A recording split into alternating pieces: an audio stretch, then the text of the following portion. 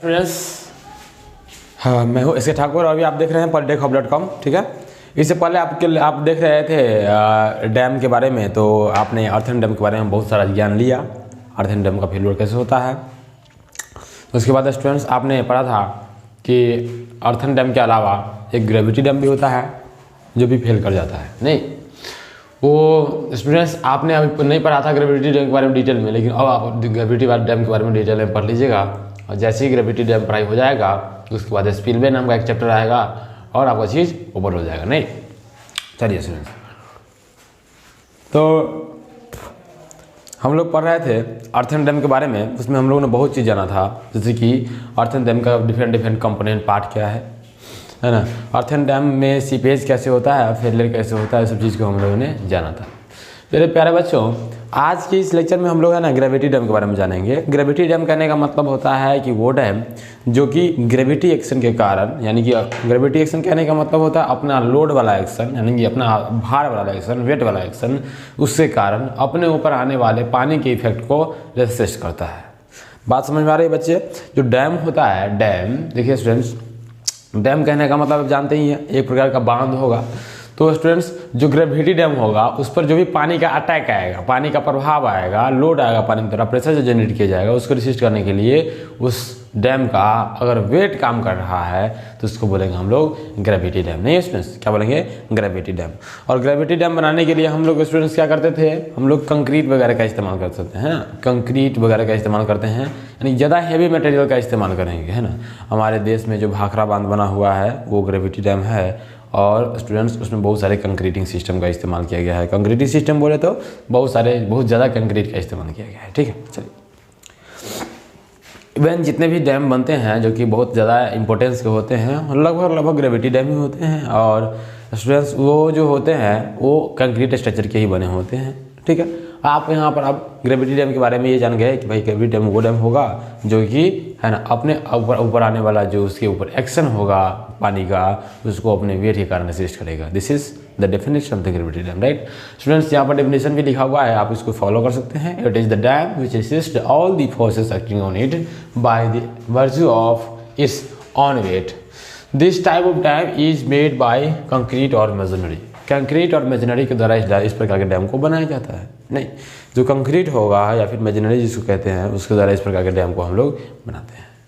ठीक है, तो कंक्रीट से बनाइए तो या फिर ईंट की दीवार से बनाइए तो जो डैम बनेगा वो क्या कहलाएगा? वो ग्रेविटी डैम कहलाएगा। क्यों कहलाएगा ग्रेविटी डैम? इसीलिए कहलाएगा कि उस प्रकार के डैम का वेट ज़्यादा होता है और वेट के कारण अपने ऊपर आने वाले लोड को कम करेगा। देखिए स्टूडेंट्स, आपका जो सिलेबस है उसमें कहता है थियोरेटिकल प्रोफाइल क्या होगा और प्रैक्टिकल प्रोफाइल क्या होगा। ठीक है स्टूडेंट्स, क्या होगा? थियोरेटिकल प्रोफाइल और क्या होगा? Practical profile. देखिए स्टूडेंट्स, प्रोफाइल कहने का मतलब है कि डैम का क्रॉस सेक्शन का डिज़ाइन क्या होगा। नहीं, जो डैम का क्रॉस सेक्शन का डिज़ाइन कहने का मतलब है बेसिकली डैम के हाइट का डिज़ाइन क्या होगा और बेस का डिज़ाइन क्या होगा। ठीक है, चलिए स्टूडेंट्स, आपने आज से पहले हाइड्रोलिक्स यानी कि जो फ्लूइड मैकेनिक्स है उसको पढ़ा था। उसमें आप लोगों ने हाइड्रोस्टैटिक प्रेशर के बारे में खूब पढ़ा था, है ना। पढ़ा था ना कि भाई कैसे अगर वाटर बॉडी है, उस वाटर बॉडी में अगर मतलब कि अगर वो वाटर बॉडी के द्वारा साइड वाल पर प्रेशर निकाला जाता था तो उसमें आप लोग कैसे निकालते थे और आप लोगों को पता था। ठीक है स्टूडेंट्स, तो उसी चीज़ का कॉन्सेप्ट यूज़ करते हुए हम लोग आज है ना थियोरेटिकल प्रोफाइल को भी पढ़ेंगे और है ना और प्रैक्टिकल प्रोफाइल को भी पढ़ेंगे। स्टूडेंट्स, एक प्रोफाइल जो कि थियोरेटिकल होता है उसके बारे में पढ़ लेंगे तो आराम से प्रैक्टिकल प्रोफाइल समझ में आ जाएगा। ठीक है स्टूडेंट, चलिए तो आप आते हैं थियोरेटिकल प्रोफाइल के ऊपर, है ना। किसके ऊपर? Theoretical profile of gravity dam. देखिए बात ये होता है कि जो थियोरेटिकल प्रोफाइल कहने का मतलब, देखिए स्टूडेंट्स, पहले तो आप ये जान लीजिए कि डैम का फिगर कैसा होगा। आपने अब से पहले बहुत सारा फिगर पढ़ा है डैम के बारे में, है ना। लेकिन अब जो जान लीजिए डैम का फिगर कुछ ऐसा होगा, मैं आपको दिखा देता हूँ। एक फिगर में बनाया हूँ डैम के बारे में, ये देखिए ऐसा फिगर होता है डैम का। मतलब कि इधर से पानी रहेगा, ये इधर से अप स्ट्रीम साइड रहेगा, इधर से डाउन स्ट्रीम साइड रहेगा। इसमें गेट वेट वगैरह बना देंगे तो पानी अप स्ट्रीम साइड से डाउन स्ट्रीम साइड की तरफ जाएगा। ठीक है, चलिए फिलहाल मैं अपने टॉपिक पढ़ाता हूँ और टॉपिक है मेरा क्या? Theoretical profile. क्या है स्टूडेंट्स? Theoretical profile. देखिए थियोरेटिकल प्रोफाइल कहने का मतलब क्या होता है, आप एक बार में अगर समझ जाएँ तो आपको अगर थोड़ा सा भी हाइड्रोलिक्स इंजीनियरिंग का नॉलेज है, मतलब कि फ्लूइड मैकेनिक्स का नॉलेज है, तो आप आराम से निकाल सकते हैं उसका थियोरेटिकल प्रोफाइल। देखिए क्या होता है, आप जानते हैं कि जो डैम पर पानी जब एक्शन करेगा तो पानी का जो प्रेशर डिस्ट्रीब्यूशन डायग्राम होगा वो कैसा होगा students, triangular pressure distribution diagram होगा। ठीक है, कैसा होगा, ट्रायंगुलर प्रेशर डिस्ट्रीब्यूशन डायग्राम होने वाला है इसका। क्या देखिए स्टूडेंट्स, बात ये है कि जब हम लोग है ना ये पढ़ते थे, हम लोग जब फ्लूइड मैकेनिक्स पढ़ते थे स्टूडेंट्स, तो उस केस में हम लोग जो प्रैक्टिकल प्रोफाइल पढ़ते थे, मान चलते हैं कि ऐसा कोई कंटेनर टैंक रहता था, कंटेनर, इस कंटेनर में बहुत सारा लिक्विड रहता था, तो इस सारे लिक्विड के कारण है ना, इस सारे लिक्विड के कारण इस पर प्रेशर जनरेट किया जाता था नहीं, ऐसे ऐसे ऐसे ऐसे प्रेशर जनरेट किया जाता था नहीं। तो स्टूडेंट्स इन सारे लिक्विड के कारण है ना इस पर है ना प्रेशर जनरेट किया जाता था ऐसे नहीं। तो इस वाल पर जो प्रेशर जनरेट किया जा रहा है, इस वाल पर जो भी प्रेशर जनरेट किया जाएगा स्टूडेंट्स, उस प्रेशर को निकालने के लिए आप आराम से फार्मूलास वगैरह यूज़ करते थे, है ना। और इस केस में जो इसका प्रेशर डिस्ट्रीब्यूशन डायग्राम होता है स्टूडेंट्स, कुछ ऐसा होता था, है ना। आपको याद थोड़ा भी होगा तो भी आपको पता चल जाएगा। इसका जो प्रेशर डिस्ट्रीब्यूशन डायग्राम होता था स्टूडेंट्स, ऐसा होता था नहीं। अब इसमें ऐसे बनाते थे प्रेशर डिस्ट्रीब्यूशन डायग्राम, कहते थे कि भाई यहाँ पर प्रेशर की वैल्यू ये है, यहाँ पर ये है, यहाँ पर ये है, यहाँ पर ये है, यहाँ पर ये है, और सबसे ज़्यादा कहाँ है, यहाँ पर प्रेशर की वैल्यू कहते थे। कहने का मतलब क्या हुआ स्टूडेंट्स, जैसे जैसे फ्लूइड का हाइट बढ़ेगा, यानी कि जैसे जैसे फ्लूइड का हाइट बढ़ेगा, वाटर का हाइट बढ़ेगा, तो उसके अनुसार क्या होगा, है ना, प्रेशर नीचे जैसे जैसे अंदर आएंगे तो प्रेशर बढ़ता जाएगा नहीं, है ना। यहाँ पर पानी एक दूसरे पानी के ऊपर पानी के ऊपर पानी वाला जो कण रहेगा वो बहुत कम रहेगा, लेकिन यहाँ पर आ जाएगा तो बहुत ज़्यादा हो जाएगा। आप लोग जानते हैं ना, ब्लेज पास्कल ने बहुत सारा लॉस दिया था, है ना, द्रव में दाब का, मतलब कि प्रेशर इन फ्लूइड के लिए, है ना। ब्लेज पास्कल ने बहुत सारा लॉ दिया था, उसमें उसने ये भी कहा था कि जो द्रव होता है, यानी कि जो लिक्विड होते हैं, जो फ्लूइड्स होते हैं, अपने से नीचे वाले लिक्विड को दबा के रखते हैं, अपने से नीचे वाले पार्टिकल्स को दबा के रखने का प्रयास करते हैं। ठीक है स्टूडेंट्स, तो बताइए ये कंटेनर था, तो यहाँ पर मान लीजिए कोई वाटर पार्टिकल यहाँ है, उसके ऊपर बहुत सारे वाटर पार्टिकल होंगे, तो इन सारे वाटर पार्टिकल का दबाव इस पर होगा, तो प्रेशर ज़्यादा यहाँ महसूस होगा कि नहीं होगा स्टूडेंट्स। तो इस प्रकार से, और ये भी कहा गया था उसके द्वारा कि अपने चारों दिशा में प्रेशर एग्जर्ट करता है। तो मान लीजिए कोई एलिमेंट्री पार्टिकल, अगर मान लीजिए वाटर पार्टिकल ये ले ले, ये वाटर पार्टिकल अगर मान लीजिए एलिमेंट्री वाटर पार्टिकल है, जिसको मैं कुछ इस प्रकार से ये ले लेता हूँ, मान लीजिए ये क्या है, ये एलिमेंट्री वाटर पार्टिकल है। ठीक है, तो स्टूडेंट्स आपको यहाँ से देखने में एक चीज़ रोचक लगेगा कि भाई ये एलिमेंट्री वाटर पार्टिकल इधर भी फोर्स लगाएगा, मतलब कि ये एलिमेंट्री वाटर पार्टिकल जो होगा स्टूडेंट्स, इधर भी प्रेशर लगाएगा, इधर ही प्रेशर लगाएगा, इधर ही प्रेशर लगाएगा, और इधर ही प्रेशर लगाएगा, मतलब चारों दिशा में प्रेशर लगाएगा। तो बताइए इधर जो प्रेशर लगाएगा वो किस दीवार, इस दीवार पर लगेगा कि नहीं लगेगा। सेम केस होता है स्टूडेंट्स यहाँ पर, मान लीजिए कोई डैम था, है ना, ये कोई डैम था, ये डैम का कोई क्रॉस सेक्शन है, जिधर इसके इधर क्या है, पानी है ना, इधर क्या है, इधर ही पानी आएगा। हम लोग इसमें क्या करते हैं, इसमें हम लोग गेट बना देते हैं, जिसके कारण डैम में पानी इधर भी रहता है। होता क्या है स्टूडेंट्स, जैसे ही गेट से पानी पास करेगा तो डाउन स्ट्रीम चलेगा, इसको हम लोग बोलते हैं डाउन स्ट्रीम फेस। आप लोग ये भी जानते होंगे, क्योंकि आप लोग है ना अर्थन डैम पढ़ चुके हैं, तो अप स्ट्रीम फेस और डाउन स्ट्रीम फेस जानते होंगे आप। देखिए स्टूडेंट्स, होता क्या है कि जो पानी ऐसे है, पानी क्या है, ऐसे है, ठीक है, पानी ऐसे है। तो बताइए पानी का जो टॉप लेवल कहाँ है, यहाँ है कि नहीं है, पानी का टॉप लेवल यहाँ है, और पानी का जो बेस लेवल होगा और वो इस डैम का सरफेस होगा, इस डैम का सरफेस, यानी कि इधर से मान लीजिए नीचे मिट्टी है, या फिर कंस्ट्रक्शन है, या फिर ये कह लीजिए कि इधर इससे नीचे कंक्रीट का बेड बनाया गया है। लेकिन पानी की जो बॉडी है, पानी का जो मास है, वो यही मास होगा कि नहीं होगा, ये सारा मास होगा पानी का अपस्ट्रीम फेस में। अब ये सारा मास आएगा कि ये जो दीवार लाइक स्ट्रक्चर है, इस दीवार लाइक स्ट्रक्चर पर हम लोग क्या लगाए, फोर्स लगाए, प्रेशर लगाए। तो ऐसे ऐसे प्रेशर लगाए, देखिए हम दिखा रहे हैं, ये चाहे सारा मास चाहेगा कैसे है, दीवार पर ऐसे ऐसे प्रेशर लगाए, सारा वाटर पार्टिकल चाहेगा दीवार पर ऐसे ऐसे प्रेशर लगाए, चाहेगा नहीं चाहेगा, बिल्कुल चाहेगा। ठीक है, तो सारा वाटर पार्टिकल क्या चाह रहा है, ये जो डैम है, इस डैम के वाल पर हम लोग क्या लगाएं, प्रेशर लगाएं। और चूंकि स्टूडेंट्स ये डैम के वाल पर प्रेशर जैसे लगाएगा तो क्या होगा, देख लीजिए, जैसे प्रेशर लगाएगा तो यहाँ पर एक है ना, एक प्रेशर डिस्ट्रीब्यूशन डायग्राम बनेगा, समथिंग लाइक दिस वन। देखिए स्टूडेंट्स, आप देखिएगा, है ना, तो something like this one pressure diagram बनेगा, लाइक ऐसा। देखिए ऐसा डायग्राम बनेगा कि नहीं बनेगा। ये जो डायग्राम बच्चा, ये जो डायग्राम देख रहे हो तुम, ये जो डायग्राम है ना, ये जो डायग्राम देख रहे हो स्टूडेंट्स, ऐसे बनेगा, ठीक है। ये क्या है स्टूडेंट्स, जैसे हम डैम से नीचे आते जाएंगे ऐसे ऐसे प्रेशर डिस्ट्रीब्यूशन डायग्राम है ना वैरी करता जाएगा। अब देखो जो प्रेशर डिस्ट्रीब्यूशन डायग्राम वैरी कर रहा है इसका मतलब क्या हुआ कि पानी का जैसे जैसे इस प्रेशर ऐसे ऐसे लग रहा था तो इसके अनुसार जैसे जैसे नीचे आते हैं प्रेशर बढ़ता जा रहा था। ठीक है, तो बताओ अगर मान के चले हम लोग अगर डैम का क्रॉस सेक्शन ऐसा भी रखे, बताइए डैम अगर समझिए इसको हम इस शेप का भी रखे, जैसे जैसे प्रेशर बढ़ रहा है ऐसे ऐसे उसी शेप का रखे तो भी हमारा काम चल जाएगा नहीं चल जाएगा। मतलब कि जो डैम के इधर जो ये है वाटर का टॉप लेवल, इसको हम लोग बोलते हैं फुल रिजर्वायर लेवल। क्या है, वाटर का टॉप लेवल है जिसको हम लोग बोलते हैं फुल रिजर्वायर लेवल। तो स्टूडेंट्स जो फुल रिजर्वायर लेवल है, जो फुल रिजर्वायर लेवल है स्टूडेंट्स, यहाँ के बाद पानी हम लोग सपोज करते हैं कि ऊपर नहीं जाता है, तो बताइए पानी यहीं तक रह जाएगा नहीं रह जाएगा। अब यहाँ तक रह जाएगा तो इससे ऊपर का कंस्ट्रक्शन को लेकर हम लोग क्या करेंगे, निगलेक्ट करके चलेंगे। हम लोग सोचेंगे कि हम लोग इतना ही समझेंगे कि जो पानी का हाइट है यही इतना ही तक है, और इस प्रकार से पानी के हाइट के अनुसार हम लोग अगर डैम का हाइट डिजाइन कर दे, मतलब यही डैम का हाइट होगा, हाइट ऑफ डैम यही होगा। तो इस प्रकार के डिज़ाइन को बोलते हैं स्टूडेंट्स, इस प्रकार की जो क्रॉस सेक्शन मिलता है जिसको हम लोग प्रोफाइल भी बोलते हैं, उसको बोलेंगे हम स्टूडेंट्स से थ्योरेटिकल प्रोफाइल। क्या बोलेंगे, थ्योरेटिकल प्रोफाइल। बात समझ में आई क्या? थ्योरेटिकल प्रोफाइल का जो बेसिक बैकग्राउंड है यही है। जैसे जैसे पानी बढ़ेगा वैसे वैसे प्रेशर डिस्ट्रीब्यूशन डायग्राम एक ट्रेंगुलर टाइप का बनता जाएगा। और चूंकि स्टूडेंट्स इस ट्रेंगुलर टाइप का प्रेशर डिस्ट्रीब्यूशन डायग्राम को फॉलो करने के लिए मात्र और मात्र ट्रेंगुलर क्रॉस सेक्शन जो है काफ़ी है, तो इसलिए स्टूडेंट्स यहाँ से हम लोग ये मान सकते हैं कि डैम का जो थ्योरेटिकल प्रोफाइल होगा यही होगा। इस प्रकार का जो प्रोफाइल मिलेगा डैम का उसको बोलेंगे थ्योरेटिकल प्रोफाइल। ठीक है, चलिए बैक आते हैं। चलिए ठीक है, अपने बैक आते हैं अपने नोट्स पे। नोट्स क्या आता है थ्योरेटिकल प्रोफाइल के बारे में, थ्योरेटिकल प्रोफाइल के बारे में। When water is stored against any vertical face, then it exerts pressures perpendicular to the face। ये बात तो सब जानते हैं, आप लोग फ्लूइड मैकेनिक्स पढ़ते थे उसमें भी जानते थे कि भाई कंटेनर का साइज, जैसे मैंने बताया कंटेनर के वाल फेस पर परपेंडिकुलर प्रेशर लग रहा था, नहीं तो वही बात इसमें लिखा गया है।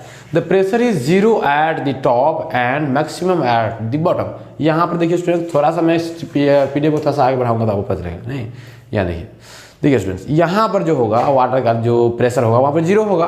वाटर का द्वारा प्रेशर इस टिप पर जो है ये लगाया जाएगा कितना होगा, जीरो होगा। और देखो यहाँ पर जो लगाया जाएगा प्रेशर वो मैक्सिमम होगा, नहीं ना, जो बेस में वाटर का जो प्रेशर आएगा यहाँ पर वो क्या होगा, मैक्सिमम होगा। तो इसलिए ये पॉइंट जो लिखा है students, pressure is zero eight the top and maximum eight the bottom.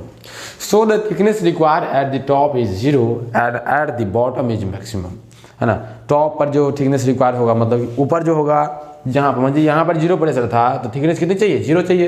कुछ नहीं थिकनेस देंगे डैम में तो भी कोई बात नहीं है, लेकिन अगर यहाँ मैक्सिमम प्रेशर लग रहा था तो इस केस में मैक्सिमम, है ना, यहाँ पर मैक्सिमम विड्थ देना पड़ेगा डैम क्रॉस सेक्शन का। नहीं यहाँ पर मान लीजिए इतना प्रेशर लग रहा है, यहाँ पर इतना प्रेशर अगर जितना भी प्रेशर लग जाए इतना लग रहा है, तो इस केस में यहाँ जो होगा स्टूडेंट्स यहाँ पर इतना विड्थ देना पड़ेगा हम। मतलब ये है कि प्रेशर के वेरिएशन के अनुसार से हम लोग, है ना, चौड़ाई बढ़ाते हैं, यही बात है इसमें। चलिए तो प्रसिद्ध क्या होगा स्टूडेंट्स, हाँ तो देखिए ठीक है, ये देखिए ये इलेक्ट्रॉनिक सिस्टम है। तो इलेक्ट्रॉनिक सिस्टम में थोड़ा सा है ना चीज़ को जानना पड़ता है, बहुत चीज़ जानना पड़ता है, तो इसलिए ये देखिए अभी स्लाइड नहीं कर रहा था। चलिए कोई बात नहीं है।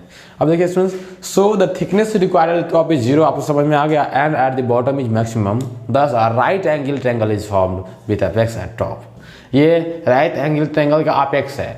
ट्रायंगल में जितने भी कोर एज होते हैं, जितने भी शीर्ष होते हैं उसको अपेक्स बोलते हैं उसका, या फिर वर्टिसेस बोलते हैं। नहीं तो राइट एंगल ट्रायंगल का जो अपेक्स है, मतलब कि टॉप वर्टिसेस है, वो क्या है, ये है वर्टिकल वर्टिसेस जो है ये है।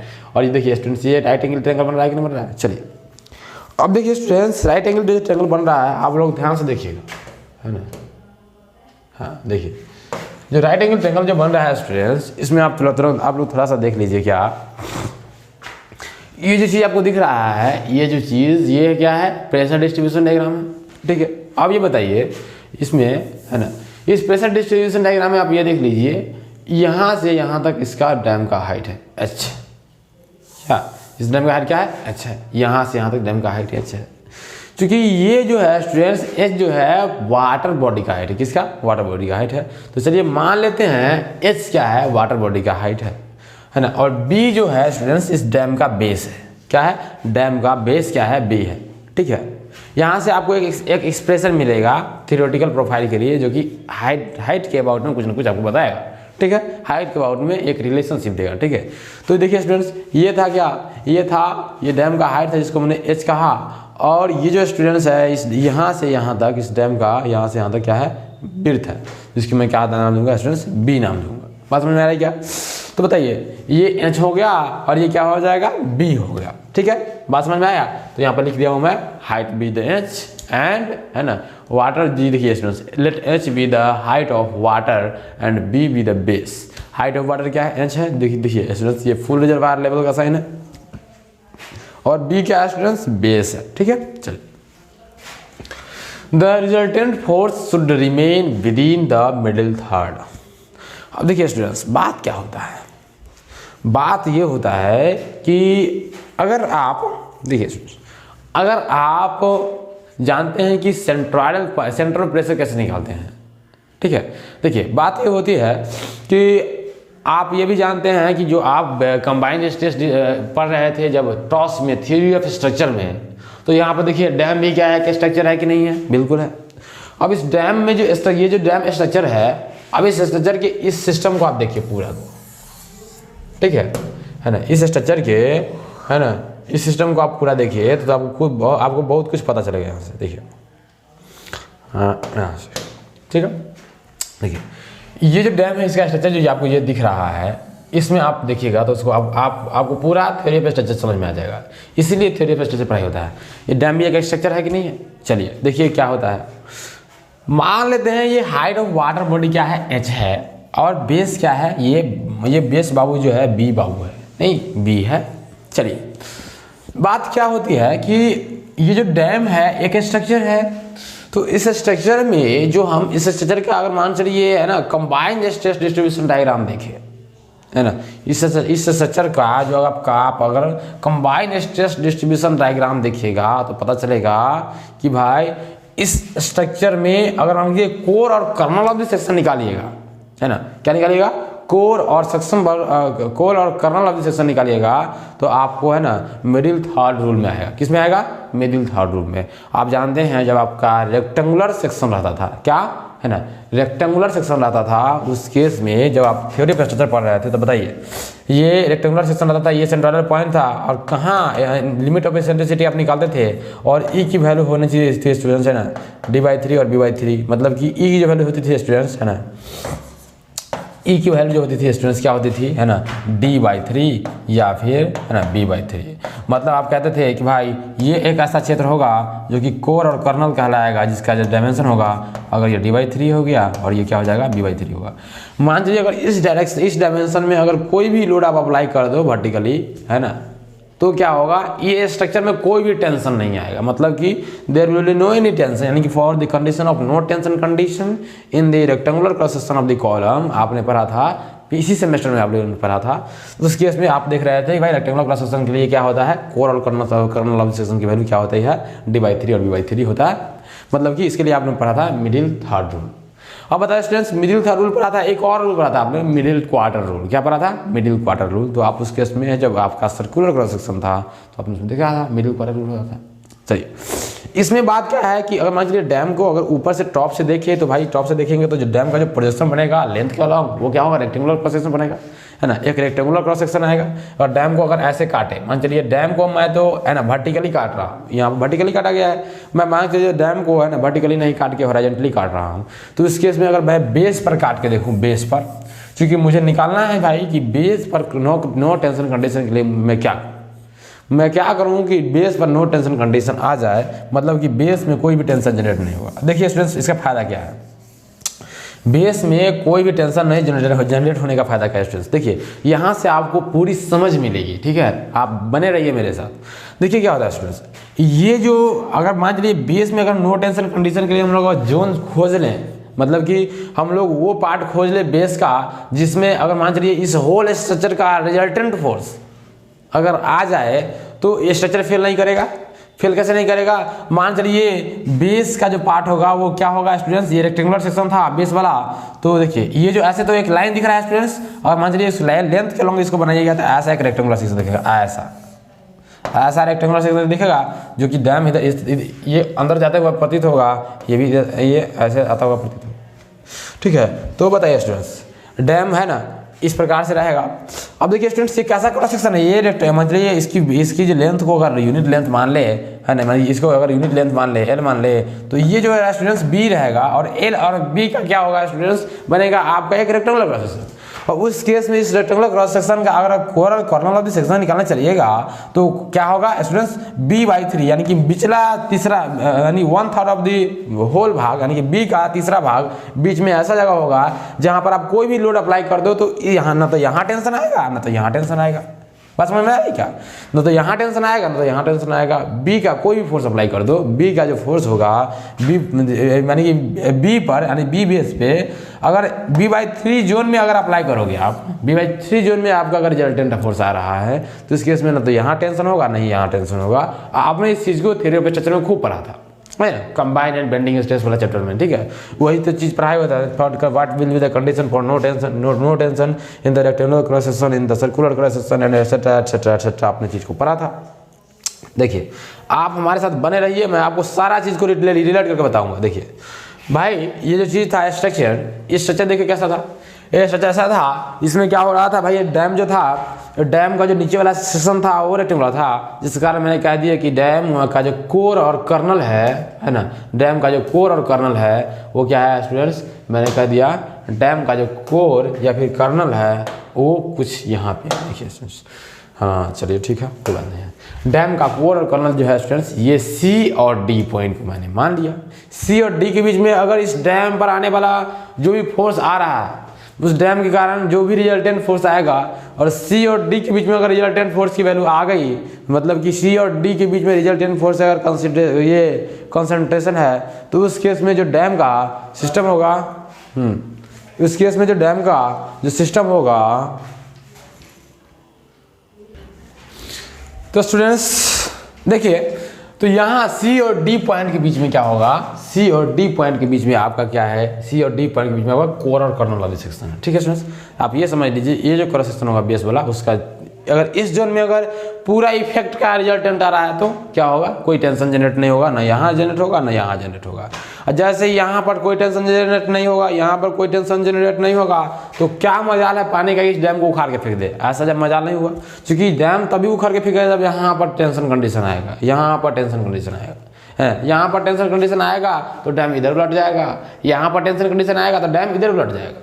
ठीक है, तो इसीलिए स्टूडेंट्स हम लोग जो स्ट्रक्चर डिजाइन करते हैं डैम का, उसमें थ्योरी ऑफ स्ट्रक्चर का एक कंसेप्ट जरूर लगेगा, और जो डिजाइनर होते हैं वो जरूर इस चीज़ को है ना नोटिस करके बनाते हैं इस चीज़ को। देखिए स्टूडेंट्स, है ना, मैं भी अभी इस चीज़ को डिजाइन करूँगा और देखिए कैसे डिजाइन होता है। चलिए देखिए, अब देखिए स्टूडेंट्स, मैंने एच मान लिया हाइट ऑफ द वाटर है, बी मान लिया बेस है, और मैं मान लेता हूँ कि जो पी जो है स्टूडेंट्स, पी आपको ये पी दिख रहा है, पी जो है पानी के द्वारा अप्लाइड प्रेशर है। अब बताइए देखिए स्टूडेंट्स, ये जो होगा ये है आपका वर्टिकल वाल फेस डैम का। अब बताइए ये वर्टिकल वाल फेस जो है, इस वर्टिकल वाल फेस में मान लीजिए वर्टिकल वाल फेस जो है स्टूडेंट्स, देखो इसका फीचर ही खत्म हो गया है, इसका फीचर ही खत्म। चले हाँ, जो स्टूडेंट्स वर्टिकल वाल फेस है, इस वर्टिकल वाल फेस में अगर इधर वाटर है इधर वाटर है, इस वाटर का जो रिजल्टेंट फोर्स लगा क्या, इस वर्टिकल वाल फेस का जो अगर मान चलिए ये पॉइंट होगा वहाँ पर लगेगा, और ये कौन सा पॉइंट होगा, h/3 पर लगेगा। क्या लगेगा, यानी यहाँ से यहाँ तक h/3 पर लगेगा। क्या ये h/3 लिखा हुआ है, तो स्टूडेंट्स ये h/3 पॉइंट पर इस होल इंटायर प्रेशर का सेंटर ऑफ प्रेशर होगा, जो कि चाहे कि h/3 पॉइंट पर हम लगे। तो मैंने क्या किया, मान लीजिए कि जो रिजल्टेंट प्रेशर है ना वाटर का, इस पर लगने वाला डैम के वाल फेस पर लगने वाला वो P है, और मैं मान लिया कि इस डैम जो ग्रेविटी डैम था उसका वेट W है। क्या है उसका वेट, क्या है स्टूडेंट्स, W मान लिया। ठीक है, इसमें सारा चीज लिखा गया स्टूडेंट। ठीक है, the resultant force should remain with in the middle third, that is between point C and D, ये चीज लिखा गया स्टूडेंट्स, है ना। तो अब देखिए स्टूडेंट्स, अब देखिए मुझे ये पता चल गया कि डैम का वेट W है और डैम के ऊपर जो प्रेशर आ रहा है, प्रेशर फोर्स आ रहा है P आ रहा है। देखिए स्टूडेंट्स, तो W फोर्स नीचे काम करेगा, है ना, और P फोर्स इस तरफ काम करेगा। मतलब कि पानी चाहेगा कि हम इधर से उल्टा दे और डैम के पास वेट रहे तो वो डाउनवर्ड लगेगा नहीं। अब देखिए स्टूडेंट्स, इस केस में आपको दो केसेस अराइज हो सकती हैं। या तो हो सकता है कि जो डैम बन गया उस डैम, देखिए इन दोनों फोर्स का जो रिजल्टेंट होना चाहिए, P फोर्स का और W फोर्स का रिजल्टेंट होना चाहिए स्टूडेंट्स, पॉइंट C और D के बीच में ही रहना चाहिए।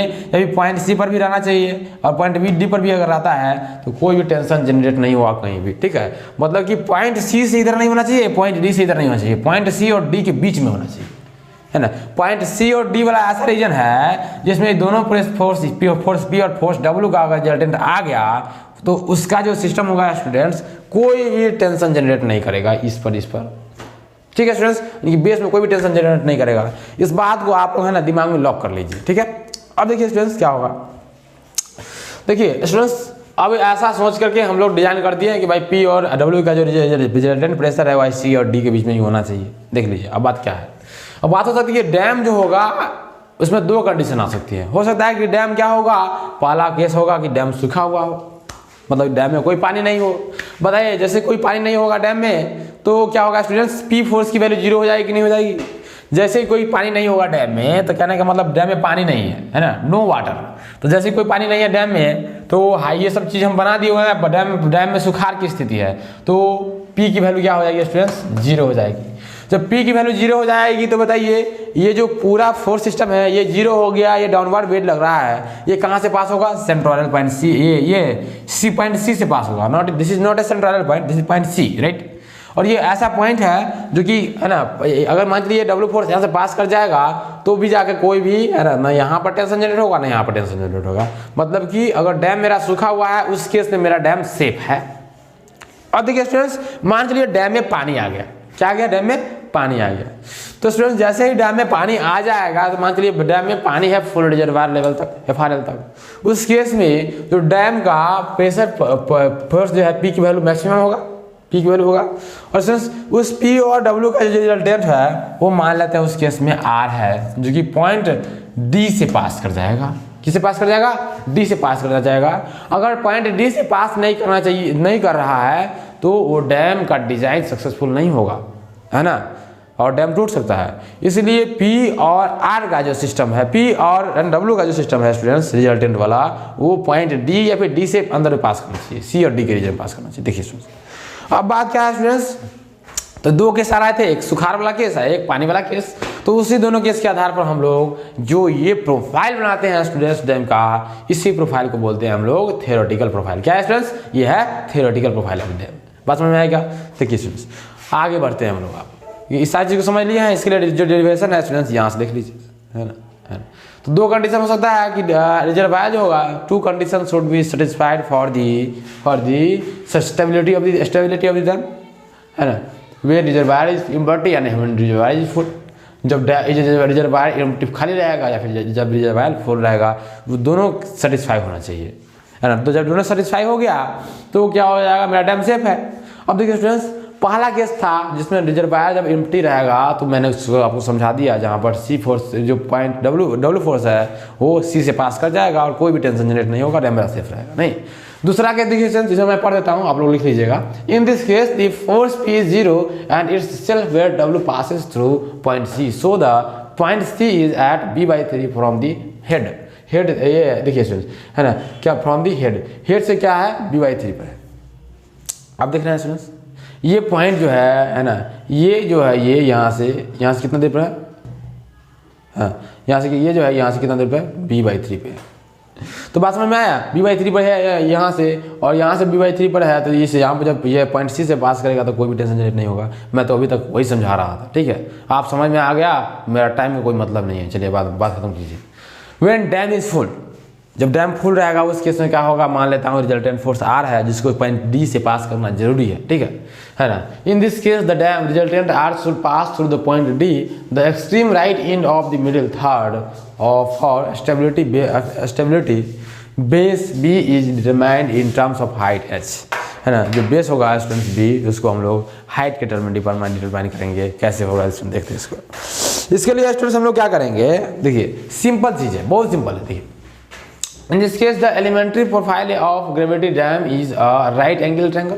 जो ग्रेविटी डैम का जो एलिमेंट्री प्रोफाइल ये है वो राइट एंगल ट्रायंगल है कि नहीं, ये पूरा एक ट्रायंगल पूरा देख लिया जाए तो एक समकोण त्रिभुज है। ठीक है स्टूडेंट्स, अब देखिए इसका डेरिवेशन कैसे हम लोग निकालते हैं। इसका जो डेरिवेशन मान लीजिए ये जो है फोर्स पी था, ये डब्ल्यू फोर्स था, ये पॉइंट डी था जहाँ से आर पास करना चाहिए था।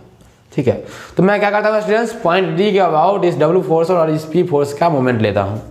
तो पॉइंट डी के अबाउट जैसे डब्ल्यू फोर्स और पी फोर्स का मोमेंट लूंगा तो बताइए पी डब्ल्यू फोर्स का मोमेंट क्या हो जाएगा, डब्ल्यू इंटू ये डिस्टेंस। डब्ल्यू फोर्स का मोमेंट जो होगा स्टूडेंट, देखिए इसको मैं थोड़ा सा और ऊपर कर दूँ, हाँ देखिए डब्ल्यू फोर्स जो है, डब्ल्यू फोर्स ये डब्ल्यू फोर्स है, इस डब्ल्यू फोर्स का है ना, इस डब्ल्यू फोर्स का देखिए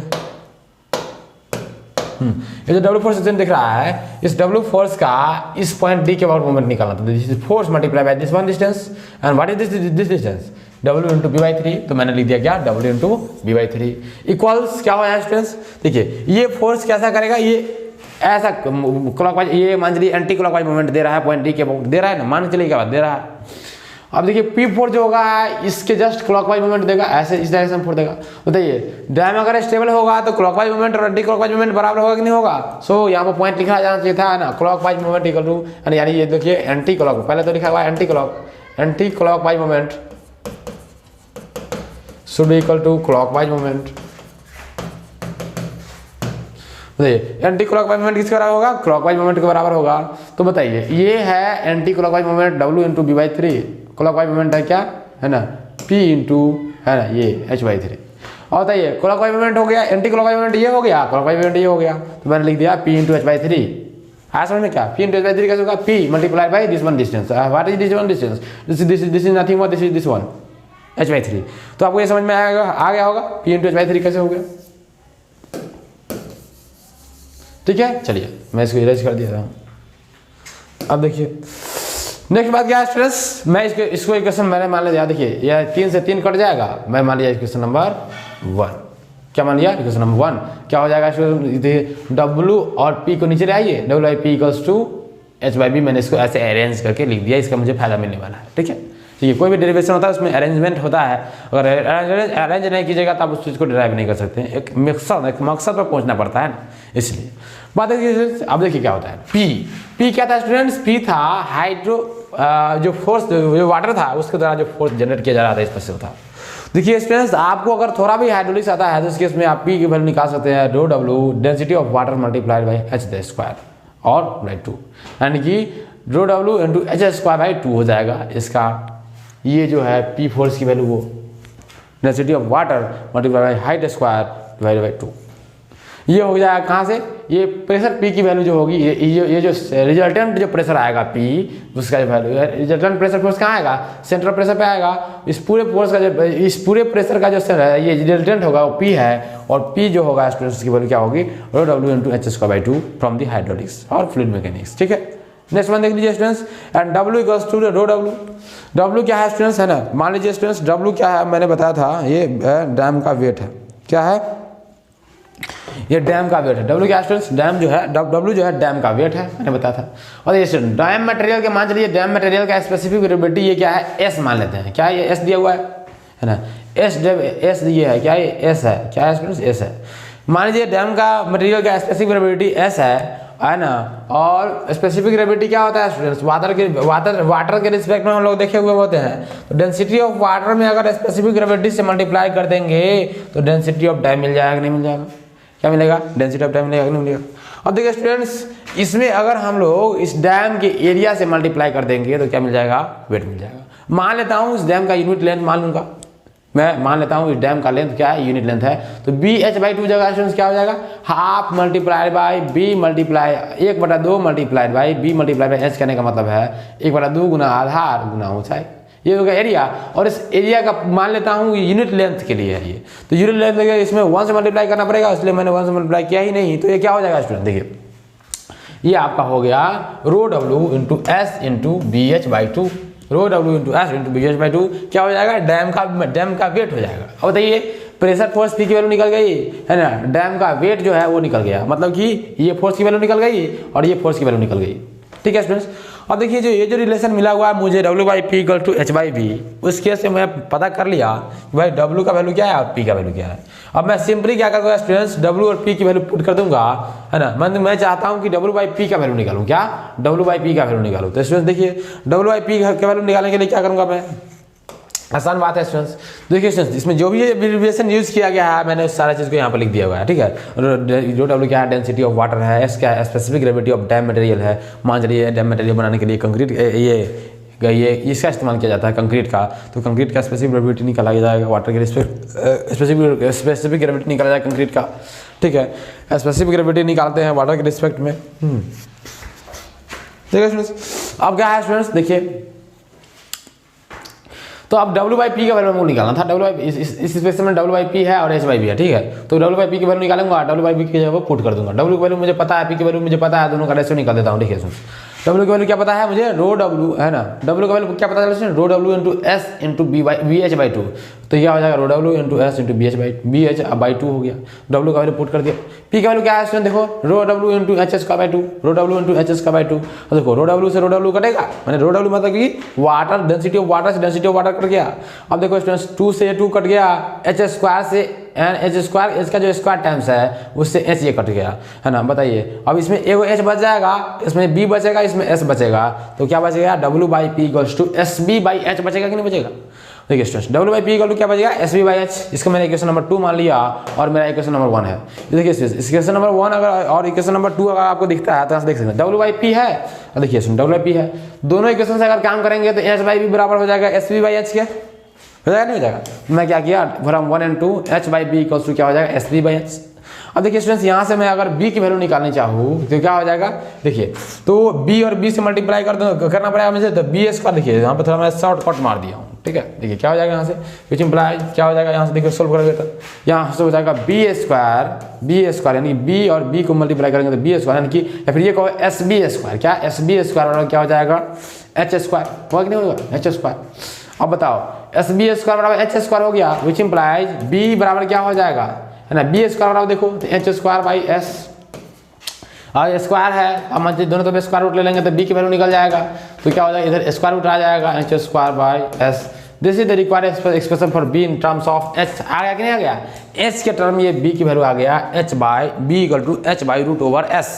मतलब कि अगर मान लीजिए आपको डैम का हाइट पता है या फिर ये बोले तो वाटर का हाइट पता है, यानी फुल रिजर्वायर लेवल का अगर मान चलिए आपको आरएल पता है, रिड्यूस लेवल पता है, तो आप डैम का बेस डिजाइन कर सकते हैं या नहीं कर सकते, बिल्कुल कर सकते हैं। तो इस प्रकार से डैम का हाइट क्या होगा, डैम का बेस क्या होगा, वाटर के हाइट से पता चल जाएगा। नहीं तो ये हो गया आपका थ्योरेटिकल प्रोफाइल। आपको समझ में आया क्या, ये डेरिवेशन था इसका। चलिए आगे बढ़ते हैं। तो यहाँ से बी निकल गया या फिर एच बाहर निकल जाएगा तो H by root over S और एच बाई रूट ओवर ये। तो स्टूडेंट्स देख लीजिए अब क्या होगा H by root over S, answer हो गया। तो अब देखिए स्टूडेंट्स अब एक नेक्स्ट वन है प्रैक्टिकल प्रोफाइल। देखिए स्टूडेंट्स बात ये होती है कि देखिए थोड़ा सा ही मॉडिफिकेशन करेंगे तो आपको समझ में आ जाएगा प्रैक्टिकल प्रोफाइल। देखिए बात क्या होता है, बात ये होता है कि जो आपका जो थियोरेटिकल प्रोफाइल होता है उस केस में क्या होता है कि आप है ना फुल रिजर्वायर से लेवल से ऊपर नहीं जाते हैं, है ना। आपका जो फुल रिजर्वायर लेवल था ये, है ना, इससे ऊपर आप नहीं गए। एफआरएल था ना ये, मतलब कि हाई फ्लड लेवल, यानी कि देखिए ये फुल रिजर्वायर लेवल था, इससे ऊपर आप नहीं जाएगा, है ना। आप सपोज करते हैं कि पानी इससे ऊपर नहीं जाएगा, लेकिन जब फ्लड आती है, जब है ना एपिक फ्लो अगर होता है तो उस केस में क्या होता है कि रिजर्वायर, है ना, जब ये एपिक फ्लो होता है उस केस में क्या होता है रिजर्वायर ये एफआरएल से पानी ऊपर भाग जाता है। तो जैसे ही पानी ऊपर भाग जाएगा तो बताइए पानी ओवर टैप करने मतलब कि जो पानी जो होगा ओवर टैपिंग हो जाएगा, पानी जो होगा है ना इस डैम को ऊपर के बहने लगेगा। तो उस केस में दिक्कत हो जाएगा कि नहीं जाएगा स्टूडेंट्स। इसीलिए हम लोग क्या करते हैं, ये तो हाइट है ही, इस केस में हम लोग और चीज जोड़ देते हैं, थोड़ा सा और हाइट जोड़ देते हैं, जिसको हम लोग बोलते हैं फ्री बोर्ड। क्या बोलते हैं, फ्री बोर्ड। देखिए स्टूडेंट्स इसमें मैं सारा कुछ को लिख दिया हूँ, ठीक है। मैं क्या कर देखिए स्टूडेंट्स थोड़ा सा इसे फिगर देख लो। देखिए यहाँ तक था ये क्या था फुल रिजर्वायर लेवल था। अब यहाँ के बाद है ना स्टूडेंट्स मैंने इसमें क्या जोड़ दिया, एक फ्री बोर्ड जोड़ दिया है। तो बताइए पानी जब कितना बाढ़ आ जाएगा, फ्लड आ जाएगा, तो पानी इसको पार नहीं कर सकता है, इसे ये जो पावर लेवल उसको पार नहीं कर सकता है। तो स्टूडेंट्स मैं अब डैम को और सेफ बना दिया हूँ। क्या बना दिया हूँ, सेफ बना दिया हूँ। हो सकता था स्टूडेंट्स कोई आदमी ऐसा करता कि इस डैम में ऐसा है ना ये चीज़ नहीं देता, ये फ्लैट पोर्शन नहीं देता, लेकिन जिसको हम लोग कैस्ट बोलते हैं। देखिए स्टूडेंट्स उसको देना चाहिए, क्यों देना चाहिए? क्योंकि इस पर गाड़ियाँ चलती है ना, डैम के ऊपर से है ना रास्ता रहता है, लोग चलते हैं इस पर, है ना। तो स्टूडेंट्स क्या होगा उसके बाद है ना, देखिए यहाँ से मैं ऐसा फ्लड प्रोवाइड करता था, इसको जस्ट ड्रॉप डाउन मैन्यूवर गिरा दूंगा, क्योंकि अगर मान चलिए इधर भी स्ट्रक्चर में बनाऊँ, इधर स्ट्रक्चर बनाऊंगा तो क्या होगा, उसका कोई मतलब नहीं होगा, क्योंकि काम तो इतना ही करेगा ना, काम तो इतना ही करेगा। ये तो चीज़ हम दे रहे हैं है ना जस्ट नेचुरल क्लाइमेटीज के लिए, मतलब कि बाढ़ आ गया तो क्या होगा, ऐसा केस के लिए, ठीक है। तो इसीलिए इसको बोलते हैं हम लोग, क्योंकि हम लोगों ने एलिमेंट्री थ्योरेटिकल प्रोफाइल था उसको हम लोगों ने थोड़ा सा बढ़ा दिया है ना, उसमें कोई मॉडिफिकेशन ला दिया है, जिसका नाम दिया जाता है स्टूडेंट्स, है ना, इसका नाम दिया जाता है प्रैक्टिकल प्रोफाइल। डैम प्रैक्टिकली ऐसा होता है, थ्योरेटिकली कैसा होगा, थ्योरेटिकली देखिए चीज़ को, थ्योरेटिकली देखिएगा तो क्या हाइट एच तक मतलब है, उसके ऊपर क्या चीज़ है कोई बात नहीं है, पानी का हाइट जो है एच वहाँ तक मतलब है चीज़ सा, और उससे ऊपर क्या है कोई बात नहीं है, अगर थ्योरेटिकल देखा जाए तो। लेकिन प्रैक्टिकली ये चीज़ पॉसिबल नहीं है। अगर थोड़ा सा भी अगर पानी का लेवल बढ़ा, पानी में राइज एंड फॉल हुआ, आंधी चली, सुनामी आया तो डैम टूट जाएगा, डैम के ऊपर से पानी बहने लगेगा और दिक्कत हो जाएगा बाद में। इसीलिए स्टूडेंट्स प्रैक्टिकली ये चीज़ देखा जाता है कि डैम का प्रैक्टिकल प्रोफाइल होगा, ये होगा प्रोफाइल बोले थे डैम का प्रैक्टिकल सेक्शन, प्रैक्टिकल है ना क्रॉस सेक्शन, जो प्रैक्टिकल क्रॉस सेक्शन ये है। चलिए स्टूडेंट्स, तो अब मैं इसके बारे में थोड़ा सा और बता देता हूँ, ठीक है। In elementary profile the maximum pull level is just at the apex of dam. जो मैक्सिमम पुल लेवल रहेगा कहाँ तक रहेगा, है ना, जहाँ तक पानी को पुल किया जा सकता है, पानी को रखा जा सकता है ना, डैम के अपेक्स तक था इस केस में एलिमेंट्री प्रोफाइल में, है ना। एलिमेंट्री प्रोफाइल करने का मतलब एलिमेंट्री थ्योरेटिकल प्रोफाइल लिखा जाना चाहिए था यहाँ पर, क्या एलिमेंट्री थ्योरेटिकल प्रोफाइल लिखा जाना चाहिए था, ठीक है। In just at the apex of the dam, but in actual practice, the water may rise above MPL maximum by a pool level due to peak flood। मैंने बताया मैक्सिमम पुल लेवल से, है ना, हो सकता है कि पीक फ्लड के कारण, पीक फ्लड बोले तो ज़्यादा बाढ़ के कारण, हेवी वाइंड, वेव्स एटसेट्रा, इसके कारण क्या होगा, पानी बढ़ सकता है। So some safe margin is provided to prevent the spill of dam water. Water का जो स्पिल होगा उसको रोकने के लिए, वाटर का स्पिल कहने का मतलब है कि पानी इस डैम के ऊपर से जब बहने लगेगा ना तो उसको बोलेंगे स्पिलिंग ऑफ वाटर ना। पानी अगर डैम के ऊपर से बहने लगे तो उसको कहा जाता है स्पिलिंग ऑफ वाटर। तो वाटर का स्पिलिंग ना हो, इस चीज़ को अवॉइड करने के लिए हम लोग काम करेंगे। Over top of the dam this margin is known as free board. और रेंज जो होगा फ्री बोर्ड का स्टूडेंट्स, जो हाइट लेंगे हम लोग 2 मीटर से लेकर 3 मीटर तक लेते हैं। Some top is width is provided for stability and and student क्या होगा student, and for also for the movement of vehicles, जो गाड़ियाँ चलती है उसके लिए मैंने बताया, सारा चीज़ मैं बता चुका स्टूडेंट्स, आप लोग इसका है ना नोट डाउन कर लीजिए। The top width of the dam is given by Blix empirical formula। देखिए स्टूडेंट्स, भाई ये जो हो गया है ना, अब मैंने आपको बताया कि भाई हाइट के टर्म में बेस क्या होगा। तो बेस देखिए, बात बताइए, थ्योरेटिकल प्रोफाइल और प्रैक्टिकल प्रोफाइल में बेस दोनों सेम ही होगा, क्योंकि मैं चेंज कहाँ कर रहा था, मैं थोड़ा सा फ्री बोर्ड का लिए कंस्ट्रक्शन कर रहा था, ठीक है। लेकिन फ्री बोर्ड में ये देखिए स्टूडेंट्स, ये जो हम लोग है ना टॉप विड्थ का जो हाइट, ये जो विड्थ होगा, इसको डिजाइन करने के लिए मेरे पास एक फार्मूला होता है जिसको इसने दिया था, किसने, है ना, ब्लिक्स नाम के एक व्यक्ति ने दिया था, ब्लिक्स नाम के व्यक्ति ने, जिसने एक एम्पिरिकल फार्मूला दिया था। उन्होंने कहा कि जो ये ए की जो वैल्यू होगी ना, ए की वैल्यू वो होगी 0.552√/h। और ये एग्जामिनेशन में क्वेश्चन बार बार पूछा जाता है, ठीक है। ये जो 0.552√/h है, ये क्वेश्चन इंपॉर्टेंट है, जो की पॉइंट है इसका, कि भाई जो डैम का क्रेस्ट लेवल होगा, है ना, डैम का जो टॉप विड्थ होगा उसको कैसे हम लोग निकालेंगे। तो उसके लिए ब्लिक्स ने दिया था फॉर्मूला A = 0.552√/h, ठीक है, जहाँ पर h क्या है, maximum height of water, h क्या है, मैक्सिमम हाइट ऑफ वाटर, ठीक है स्टूडेंट्स। तो ये हो गया ब्लिक्स एम्पिरिकल फॉर्मूला, इसको आप लोग रट लीजिए, याद कर लीजिएगा। Thus the elementary profile is modified by the providing freeboard and some top width। This modified profile is known as elementary profile, है ना। ये देखिए स्टूडेंट्स, थोड़ा सा इसमें है ना, इसमें यहाँ पे इसमें जोड़ लीजिएगा elementary practical profile, elementary practical profile,